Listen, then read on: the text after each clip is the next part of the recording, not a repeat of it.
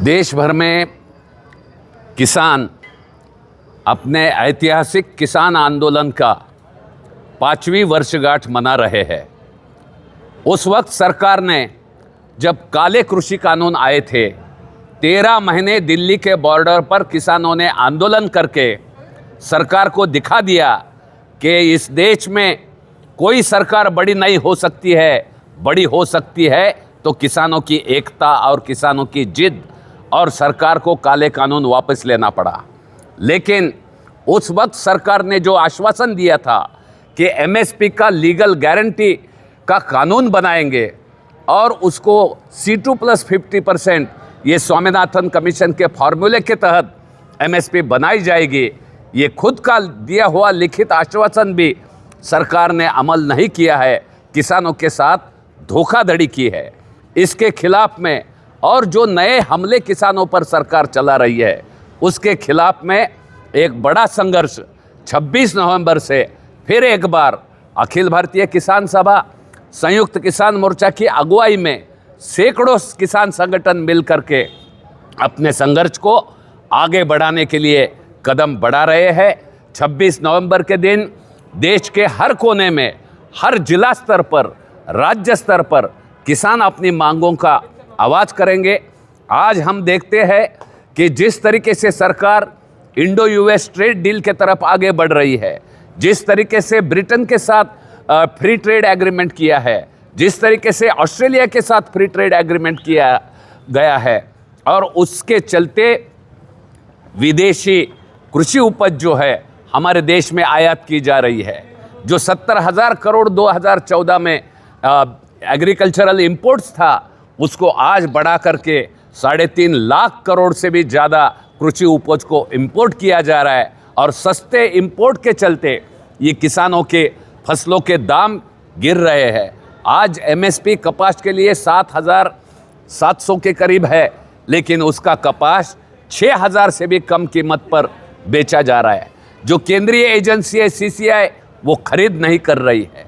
उसी तरीके से जो अरहर है, जो तूर है, जिसकी उपज एमएसपी 8,000 रुपये प्रति क्विंटल है, हालांकि C2+50% ये फार्मूला लगाया तो वो 10,248 रुपये अरहर को कीमत मिलना चाहिए। वो कीमत के बजाय 6,000 में किसानों को अरहर जो है वो लूटा जा रहा है। एक भी फसल नहीं है कि जहां पर एमएसपी जिसकी मिल रही है।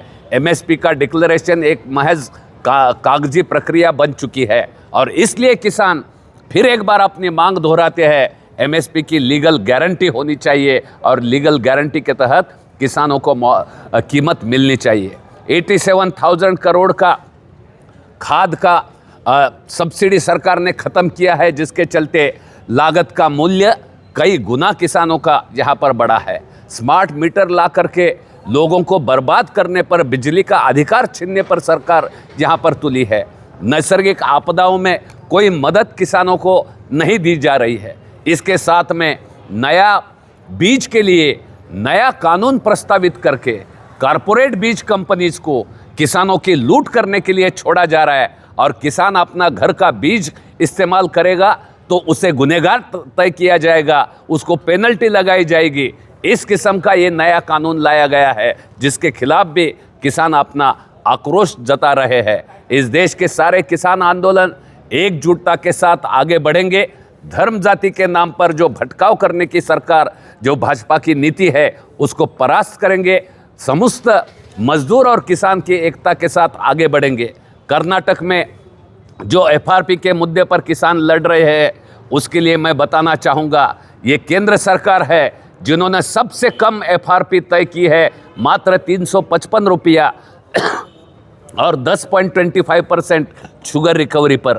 हालांकि ये कम से कम 5,000 रुपये प्रति टन, और वो भी 8% रिकवरी पर ये FRP का रेट केंद्र सरकार ने तय किया करना चाहिए। और जो भी रिकवरी है, ये रिकवरी में कोई उसका रख रखाव करने के लिए, डेटा कलेक्ट करने के लिए इंडिपेंडेंट एजेंसी नहीं है, जिसका फ़ायदा शुगर मिल के मालिक उठा रहे हैं, कारपोरेट एजेंट उठा रहे हैं। और आपके कर्नाटक जैसे राज्य में, जहां पर वालमार जैसे ऑस्ट्रेलियन कारपोरेट्स भी जो है, जो इंटरनेशनल डिक्लेरेशंस जो है उसको भी वायोलेट करके किसानों की लूट कर रहे हैं, उसके खिलाफ भी किसान सभा अपने आंदोलन के कदम आगे बढ़ाएगी। अपने हकों की मांग करने वाले हर किसान के, गन्ना उत्पादक हो या कपास उत्पादक हो, उसके संघर्षों का किसान सभा समर्थन करती है। धन्यवाद। आपका नाम बोलिए। राजन क्षीरसागर, अध्यक्ष अखिल भारतीय किसान सभा।